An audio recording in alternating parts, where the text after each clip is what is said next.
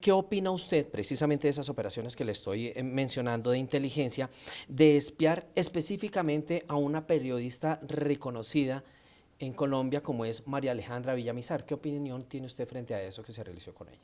Buenas noches, gracias. Nosotros como militares y en el contexto que nos corresponde desarrollamos operaciones de inteligencia.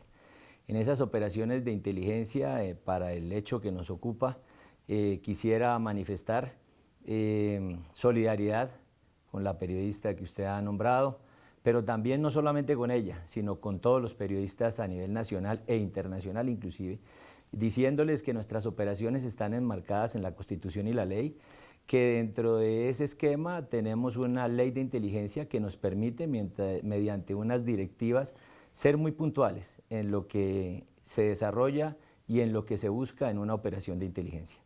Eh, por supuesto, se han hecho cambios desde que usted llega como comandante del ejército a este tipo de operaciones, pero ¿cómo funciona el conducto regular para que se ejecuten órdenes, esas órdenes de operaciones de inteligencia? ¿Cómo funcionaban y cómo funcionan ahora o siguen funcionando igual?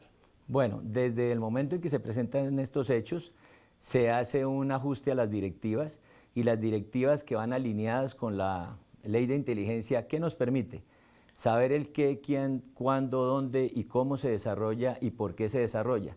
Estos son unas mesas de trabajo que permiten establecer qué es lo que se va a hacer en una operación de inteligencia. Bueno, usted dice que hay unos parámetros, una hoja de ruta a seguir para este tipo de operaciones, pero es normal que en el ejército se realice este tipo de seguimientos a periodistas. Cuando se establecen estos parámetros, allí solamente se buscan los fines del Estado.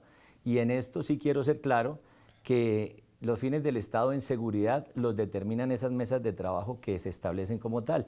Pero hay que tener la tranquilidad de que nunca se hace algo en cuestión de que determine una persona específica, y en esto que usted me está preguntando, en afectación directamente a algún periodista, ese no es el contexto de lo que se busca en los fines de la seguridad del Estado. Bueno, precisamente, entonces este tipo de operaciones, ¿hasta dónde son legales? Es decir, hacerle seguimiento a un periodista, vigilarlo, saber qué come, con quién entra a su apartamento, qué vehículo tiene, con quién habla, ¿hasta dónde es legal?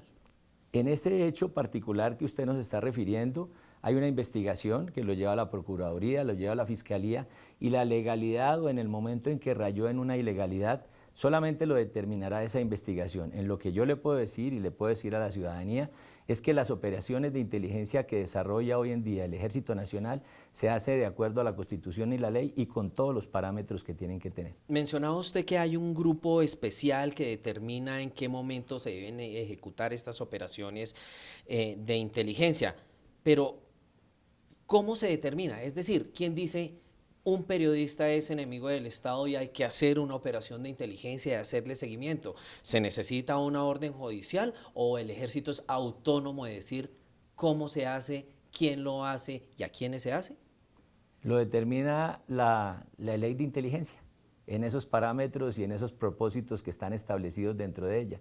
Y por eso es la mesa de trabajo, por eso no hay una sola persona. En cabeza de una sola persona no está la decisión de llegar allí a hacer una operación de inteligencia. General, por ejemplo, descríbame qué características debe tener una persona para que se ordene una operación de inteligencia a esa persona. ¿Qué parámetros? ¿Qué debe reunir para que se diga que potencialmente puede ser peligrosa para el Estado? Bueno, estableceríamos, y en esto es bueno que usted lo entienda, la ley de inteligencia es una ley que es de consulta pública en lo que está establecida como tal, y allí pudiéramos decir, ya como usted lo quiere puntualizar en una persona, es sencillamente que esa persona genere alguna amenaza en cuanto a la seguridad y defensa del Estado. Estas operaciones de seguimiento y espionaje que se desarrollaron durante el gobierno de Iván Duque 2019, 2020, 2021, que ha documentado la revista Cambio y Noticias 1, reitero, se ejecutaron en el anterior gobierno. ¿Se pueden seguir dando? ¿Se van a seguir dando en este gobierno? ¿O qué está haciendo el ejército para que no se repitan estas historias? Desde que se presentó esta novedad al interior de nuestra institución, nos blindamos cada vez más. ¿Qué hemos venido haciendo? Hemos venido haciendo una selección mucho más rigurosa del personal que trabaja en estas operaciones de inteligencia. Permanentemente estamos revisando todos los procesos para que se cumplan como tal, pudiéramos decir dentro de la lista de chequeo que tiene que obedecer a una transparencia total. Ha sido una política permanente, pero adicional a eso seguimos totalmente apegados a que la ley de inteligencia dentro de sus parámetros y con sus directivas las vamos a cumplir con total transparencia y apegados a la Constitución y la ley. El país lleva varios años esperando resultados frente a estas investigaciones que desarrolla la Procuraduría y la Fiscalía. ¿Cuál ha sido el apoyo que ha dado el Ejército colaborando con la justicia frente a estos temas? Gracias, Enrique, por la pregunta. Efectivamente, desde que se iniciaron estas investigaciones, que como usted lo manifiesta, las lleva la Procuraduría y la Fiscalía, en más de 11 ocasiones hemos permitido facilitar todo lo que nos han requerido. En ese orden de ideas han habido inspecciones judiciales que se presentan al interior de nuestra institución y las hemos facilitado. Como seguiremos de aquí en adelante facilitando todo lo que se requiera para dar esclarecimiento precisamente a estas situaciones. Hay unos formatos que usted conoció frente al desarrollo de esas operaciones de inteligencia que terminaban con la descripción de las personas a las que se les estaba siguiendo. ¿Qué pasa con esos formatos? ¿Cómo se van a hacer? ¿Va a haber algún cambio? Ese tipo de formatos que en su momento de pronto fueron revisados, ellos ya no hacen parte de lo que estamos hablando, precisamente toda esta evolución y toda esta verificación de que cuando se presentan estas novedades se hacen unas tareas que nos llevan a perfeccionar más el trabajo, a generar mayores controles y a significar mayor transparencia para la ciudadanía, que es la que nos apoya en nuestro trabajo. ¿Quiere decir esto que por lo menos en este gobierno no escucharemos nuevamente estas historias?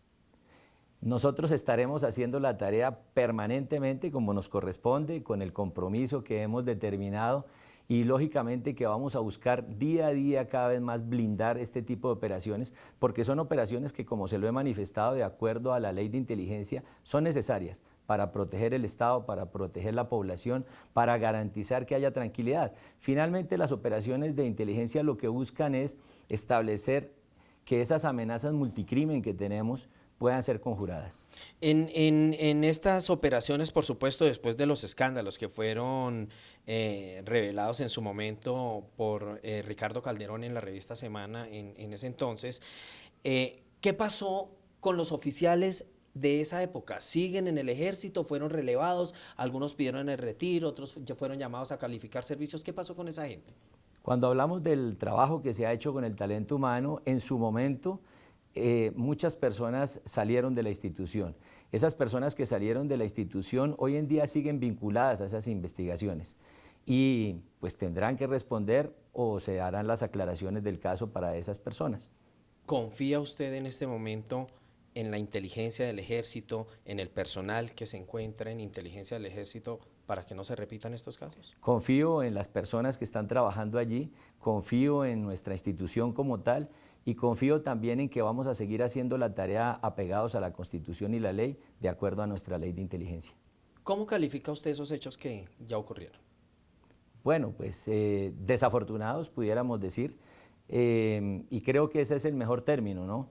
Pero todas las instituciones permanentemente aprendemos y lo mejor es que tenemos que ser abiertos, transparentes y mostrar que precisamente cuando se presentan eventualidades como estas, que no podemos en este momento juzgarlas todavía porque habrán unos resultados de las investigaciones y ellas serán las que nos determinarán cómo podemos calificar si fueron afortunados o desafortunados esos hechos finalmente.